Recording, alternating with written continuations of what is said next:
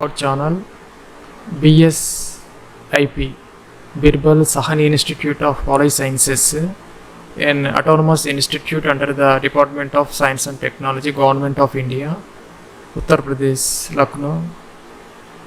ఇదైతే మనకి online applications అయితే ఇన్వర్ట్ చేస్తున్నది. Technical assistant A and technical assistant D and upper division clerk UDC total 24 vacancies అయితే ఉన్నాయి. ఇంకా దీనికి అప్లికేషన్ ఆన్లైన్ ప్రాసెస్ అయితే మనకి 8th August 2022 స్టార్ట్ అయింది. ఇంకా 28th August 2022 is the last date. దీనికి సంబంధించినటువంటి బేసిక్ ఎలిజిబిలిటీ క్రైటీరియా అయితే ఇలా ఉందన్నమాట. టోటల్ 24 వేకెన్సీస్ అయితే ఉన్నాయి. టెక్నికల్ అసిస్టెంట్ ఏ వచ్చేసరికి 5 వేకెన్సీస్ అయితే ఉన్నాయి. 2 for UR, 1 for EWS, 1 for SC and 1 for ST అనమాట.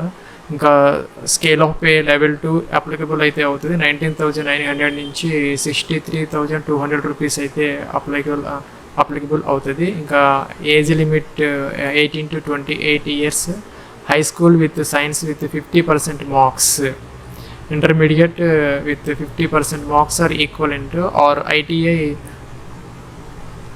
in relevant trade of 2 years duration తో అయితే ITI కావాలి. లేదంటే కనుక 10+2 with science with 50% marks are equivalent ఏదైనా పర్వాలేదు. ITI కానీ inter with 50% marks with science subjects.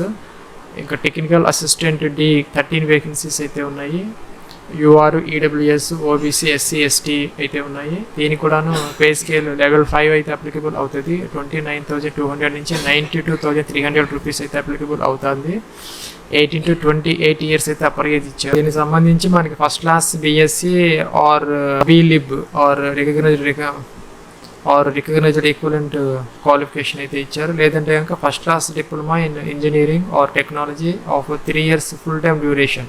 First class diploma in engineering or 3 years full time డ్యూరేషన్తో diploma in engineering or technology. లేదంటే కనుక first class BSc or BLib. Upper division clerks వచ్చేసరికి 5 ఉన్నాయి. Allotted to UR unreserved. Level 4 అంటే 25,500 నుంచి 81,100 rupees అయితే 7th CPC applicable అయితే అవుతుంది. దీనికి అప్పర్ ఏజ్ 18 to 25 years అయితే ఇచ్చారు. Any graduate with typing speed of 35 words per minute in English and or 30 words per minute in Hindi on computer అయితే కావాలన్నమాట. దీనికి ఎనీ డిగ్రీ విత్ టైపింగ్. ఇంకా fee సంబంధించి no fees for SC, ST, PH and female candidates. Others ఎవరైతే ఉన్నారో UR, OBC and EWS 500 rupees అయితే ఆన్లైన్లో అయితే అప్లికేషన్ ప్రాసెస్లో అయితే పే చేయాలి. దీనికి సంబంధించి మనకి రిటర్న్ టెస్ట్, స్కిల్ టెస్ట్ అయితే కండక్ట్ చేయడం జరుగుతుంది. సెపరేట్ అఫీషియల్ డీటెయిల్ నోటిఫికేషన్స్ అయితే ఇష్యూ చేశారు. దీనికి సంబంధించినటువంటి బ్రాంచెస్ కూడా ఇక్కడ ఇవ్వడం జరిగింది. ఇదైతే మనకి అప్లై ఆన్లైన్ లింక్స్ కూడా సెపరేట్గా అయితే జాబ్ వైజ్ ఇచ్చారు. Technical assistant A, technical assistant D and upper division clerk.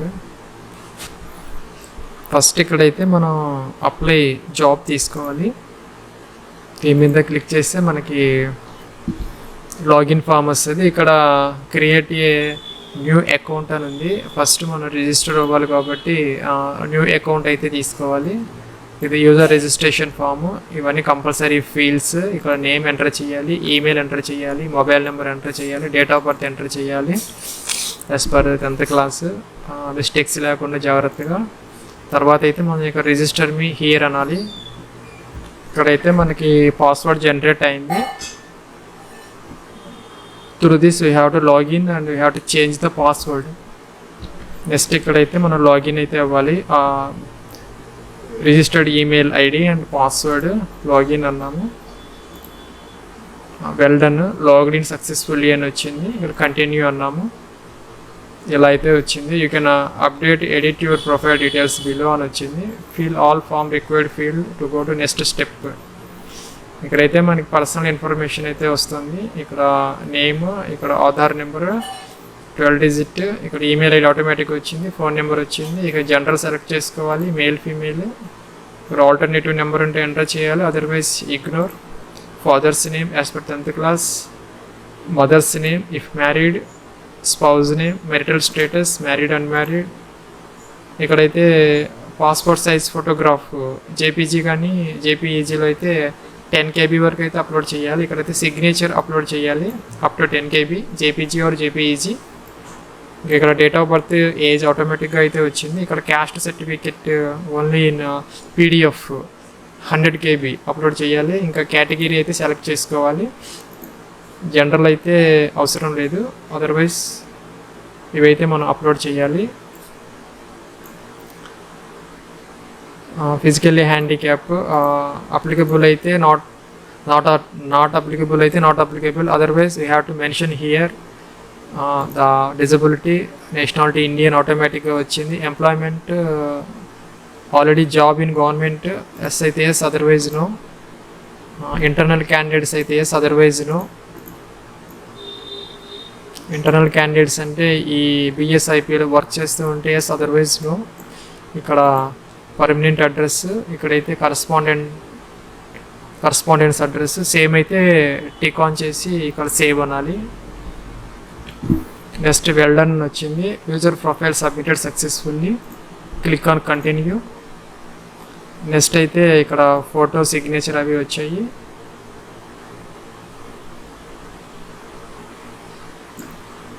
Save అన్నాము, కంటిన్యూ అన్నాము.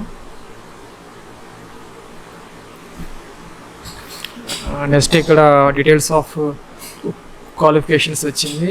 మనకి హై స్కూల్ అంటే 10th class, next intermediate, next graduation.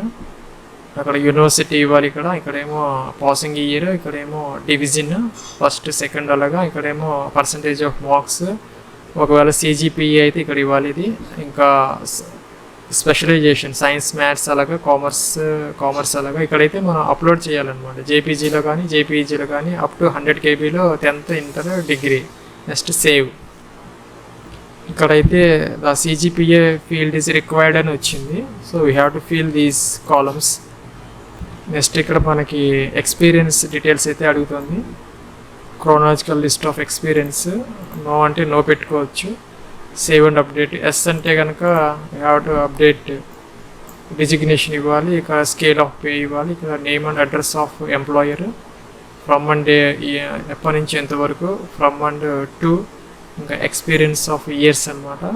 Next nature of work duties. ఇంకైతే ఎక్స్పీరియన్స్ సర్టిఫికేట్ అయితే PDFలో 100 KB వరకు అయితే అప్లోడ్ చేయాలి.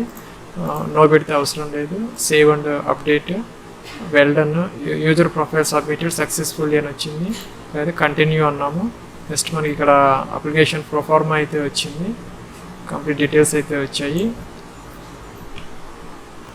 ఇక్కడైతే మనకి ఎక్స్పీరియన్స్ అనేది ఎస్ పెడితే తీసుకుంటుంది, నో పెడితే తీసుకోవడం లేదు. సో మనం ఎస్ ఇవ్వాలి. ఎక్స్పీరియన్స్ సంబంధించిన డీటెయిల్స్ అయితే ఇక్కడ ఇవ్వాలి. డెజిగ్నేషన్, పే స్కేల్, ఈ డీటెయిల్స్ అన్ని ఇచ్చిన తర్వాత ఇక్కడైతే ఎక్స్పీరియన్స్ సర్టిఫికేట్ అప్లోడ్ చేయాలి. నెక్స్ట్ ఇక్కడ ఐ అగ్రీ అనాలి. నెక్స్ట్ ఇక్కడ సబ్మిట్ అప్లికేషన్ ఫాము,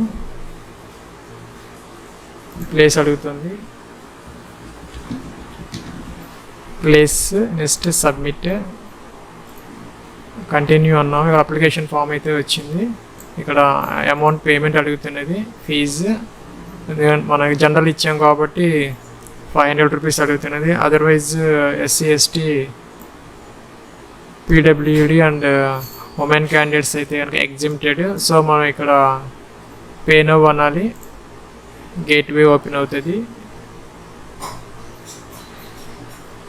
ఇక్కడైతే మనం ఫీజు అయితే పే చేయాలి. ఇక్కడ ఇంటర్నెట్ బ్యాంకింగ్ అది అడుగుతుంది, పే నౌ అంటే సరిపోతుంది.